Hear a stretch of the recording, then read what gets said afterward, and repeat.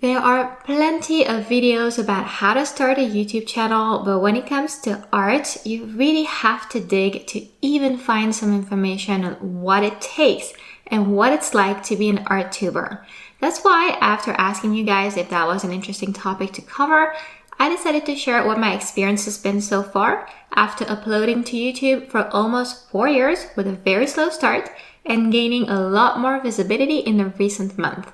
I'll share everything that I can think of, whether it's good or bad. Hi, I'm Françoise. Welcome back to my channel. I started YouTube in May of 2019, and back then I was a newbie at doing art, at making videos, and I had zero experience of the online world as an artist and no audience. So you can say I truly started from zero and at a time where short form content didn't matter yet. It might look different now for you to start YouTube than it did for me because nowadays things have changed a bit on YouTube. There's the recent rise of shorts, and I'm also seeing many more experienced artists coming to the platform now to capitalize on this, and these often have an established audience elsewhere, so that means even more noise on YouTube and some of us starting with an unfair advantage. There are also people out of the bunch who are getting a lot of exposure from the shorts themselves. So don't be fooled by quick success when you witness it, because shorts and the long form videos are just two very different beasts. And I might be wrong, but I personally don't think exposure from shorts is qualitative because most viewers there are just scrolling and scrolling, and I'm not sure how valuable this is going to be for a working artist who is looking at YouTube as a means to spread their beliefs, their work, and build a community. I had the same realization with Instagram long ago when I realized it was mostly us working artists supporting each other and noticing how the many people who will like the snack content like Reels and subscribe then vanish when you post a photo of your art with a thoughtful and helpful caption meant to help others. To me, there are two different crowds: the people truly interested in art and those looking for entertainment. And I know it might not be the experience that everyone has had, but overall, what I'm trying to say is that all the quick content does not have the same impact as a long video like this one. So for me, I do both, but I much prefer to spend my time creating awesome and informative videos for you guys than short form content for everyone. If you wonder about starting a YouTube channel, and I'll be talking about the long form content, the long videos, it will be helpful to see if you can maintain it over time. That's really what you should think about. Are you dedicated to spending time on this consistently? Because as you probably guess, making long, interesting videos with art or a story that will inspire others, that takes a long time and thought on the part of the creator. Ever since I started, I haven't always been consistent myself, especially in the first years, which I think was okay since I didn't know much and I had to learn everything from scratch. But overall, I've managed to pour enough time and practice into this that I know I enjoy it. And that's the key, really. You have to enjoy it. I know it's cliche, but it's the absolute truth. I've had my ups and downs with YouTube, and things have come up that helped me from uploading as much. But I love to gather information for you guys. I love that the videos have me push myself to do things I wouldn't try otherwise. And I'm totally excited when I edit a new video and I see it come together. It's a lot of work, but when I'm doing it, I often catch myself thinking that I don't mind the work because I'm having fun. Now everyone can choose what kind of consistency they want. It doesn't have to be publish a new video or 2 new videos like I do every week. But the dark side of being an art tuber is it will eat up a lot of time for sure, especially when you want to upload weekly. So it's really something to consider, and I won't sugarcoat it. I think doing YouTube, like most of us, every week, it means making a few sacrifices, and I have a hard time imagining the bigger creators indulging into various hobbies during the week. I think on the opposite, they all work pretty hard and long weeks. So for me, for example, I don't read near as much as I used to. I don't find much time to exercise either, so I just walk my kids to school now to compensate. Also, there are times when things come up. I'll have to work in the evenings. It happens at least 3 evenings a week that I work. And because I often upload 2 videos a week now, I'll also do some editing in the weekend. Last time I had an appointment on a Friday afternoon and I knew that would take away from my work and derail my whole schedule. So I woke up at 4 a.m. that day to finish editing my video because it's so important to me and I feel committed and I don't want outside events to keep me from creating. I also have great processes into place now and great gear because I've been at it for a long time, so that helps a bit.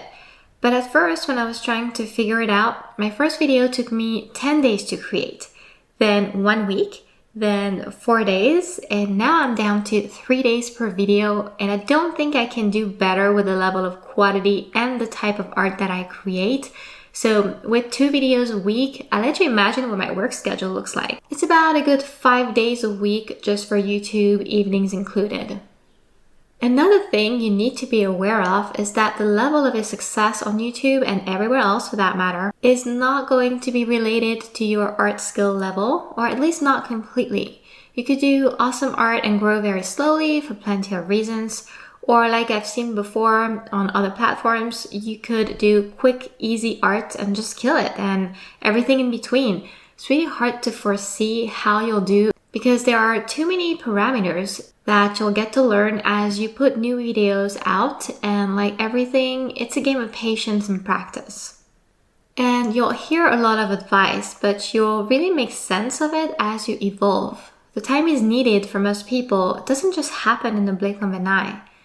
I feel as I'm talking that this video might be a bit discouraging, and it's not the goal because it's incredibly motivating to create on YouTube. And for me, I was telling you, it's helping me push myself to do things I otherwise wouldn't. So it excites me and motivates me even more to do art, and I love it. It's also incredibly rewarding to have helped other people and to know about it when they're telling you.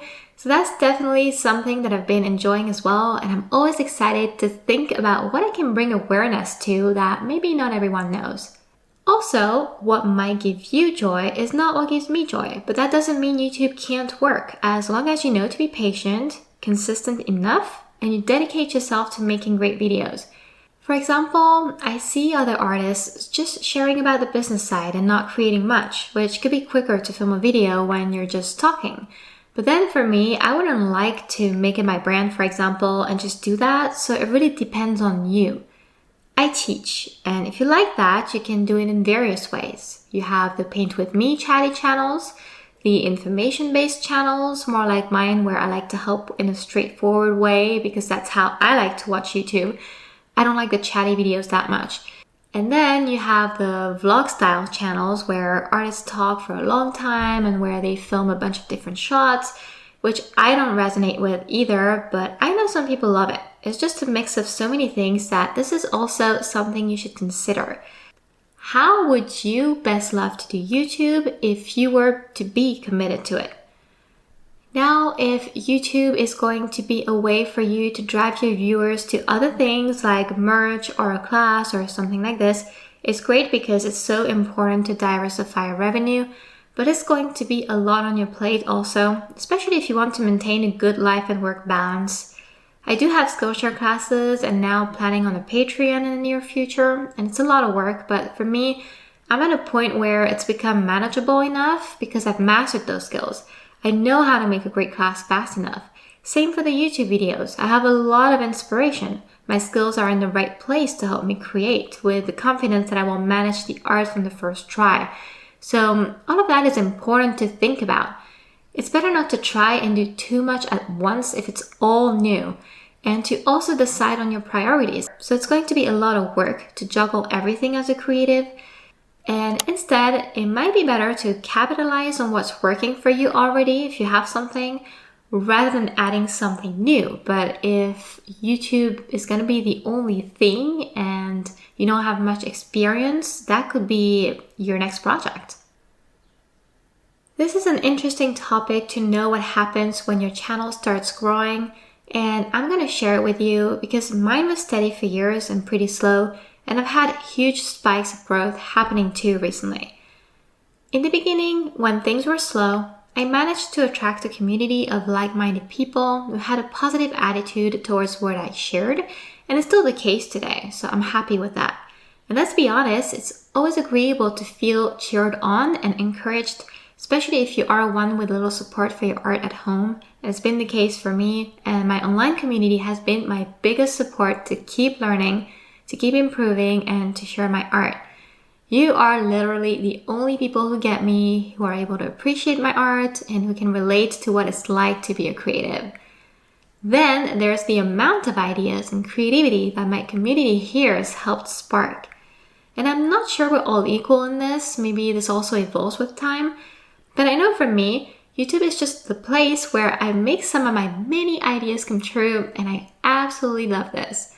I also love that the little bit of pressure from knowing that there are other creatives out there who are interested in my videos and who want to see, it pushes me to outdo myself and go for better videos each time. I want my people to feel inspired and to want to go create now because they watched one of my videos and it inspired them. I've had artists who had that effect on myself, and it's just the best. Art-wise, it was the case for many of my recent videos. For example, I was intimidated to paint the you-know-who character from Harry Potter with Neocolor 2, but I pulled it off, and I also pushed myself to paint a big hummingbird with watercolor pencils, and later a huge Hogwarts castle painting with watercolor. Those are just a few examples because for me, each video is a new challenge, both artistically and in terms of how I can package the footage to make it fun to watch for you guys. So again, not everyone might relate or like the pressure, but I know I totally do. Another thing about YouTube is the possibility to get compensated by ad revenue, and viewers don't have to pay a dime to watch the videos. So it's a complete win-win situation that I love about this platform. It took me 2 years to even become eligible, and for the first year, I earned very little from ads. But I've been sticking with showing up as best as I can, sharing my process and tips, and it's been paying off. But be aware it can fluctuate a ton, like really. So when a video takes off, you can see great results, and when things slow down again, it can feel a bit stressful to see that income go down so fast as well. So I wouldn't do YouTube just for the ads because sometimes I get the impression that the ads is what makes people interested. I see my ad revenue as plus, but for me, I've always wanted to build deeper connections with my audience by offering free advice here, classes elsewhere, and now soon Patreon tutorials for those who prefer to learn that way. And I feel more comfortable developing several revenue streams as well. So just remember, it's for the long term and you'll need to take it one thing at a time and also plan on making this a full-time job. That if you want to be consistent. Now on to the last positive side of YouTube. The one I wish more people would talk about in the art world because it feels good to know you're not alone in this. I told you about the significant amount of work YouTube requires when you want to be consistent and share the best videos you can make. That's one thing. But there's something else we all know, but it's just hard when it happens. With YouTube, when a video picks up, it happened to me several times lately, it can be a double-edged sword. On the one hand, lots of views, new people following, and also a spike in ad revenue. On the other hand, trolls leaving mean comments is just absolutely disagreeable. I had those, the ones that you have no choice but block because they'll just make a game of being very rude. And I learned to ignore it a bit more now, but it's still not easy. Then sometimes it's sarcastic comments. I've had those and the trolls in a video in particular where I categorized the Inktense pencils as watercolor pencils. Even though they are ink-based, I wasn't vocal about that major difference, which was my bad. But I had done my research in previous videos comparing them to actual watercolor pencils. They're still so similar that you can use them exactly the same. But I did make a lot of people mad, and this came as a shock to me that in the art world, where you're supposed to relax and have fun, people could be like this or just feel mad at something like it. Because I get that even if a creator has impact and it shouldn't be taken lightly. When you're just touching on art supplies, I feel like there are matters in life that are way more touchy and important than that. And I guess I also wouldn't react in this way and never really went and left comments on videos I don't like. I just move on. So I just have a hard time understanding. Also, we know people aren't perfect, so everything should be received with a grain of salt to begin with. Anyways, I have had a lot of constructive comments pointing out the difference in a polite way as well, and that's different, that's welcome, and it's a benevolent way viewers can contribute, I feel, both for the creator and other viewers. But I'm telling you this story because how this little setback made me feel as a creator and artist is that I need to be perfect. I need to have my facts perfect all the time, and I need to be very careful about the terms that I use all the time, and that's just not possible. Or then don't do YouTube as I see it. A funny example of that came like over a month later when I got a few similar comments on another video where I reviewed the Caran d'Ache Nail Color 2. I used the exact words from Caran d'Ache website that says black on white that these are water-soluble oil pastels, even though it can seem contradictory. And I still got a few comments and trolls about the fact they're not and so on, as well as constructive ones that allow for a normal conversation. And the lesson in this for me was that no matter what you do as a creator, it's never going to be completely enough nor perfect, even if you try to be perfect. Because you can't have disclaimers and screenshots all over every video to have your own back. So might as well not overthink it and make videos from a place of feeling happy and excited about what you're sharing. And I trust the right people will appreciate the inspiration or information they got from your channel and at least see the effort and intent behind the video, even when there are mistakes. As for me, I still need to develop a thicker skin because with all the commitment that goes into my channel, I can tell you these comments feel bad, especially if something else has happened on that day. And I wish that more people thought about that before being so harsh, but anyways, that's how life is. Another thing with YouTube you might like to know is that when it grows, you might feel some negative pressure this time. Pressure to be even more consistent, pressure to maintain successful videos. And that's not easy at all.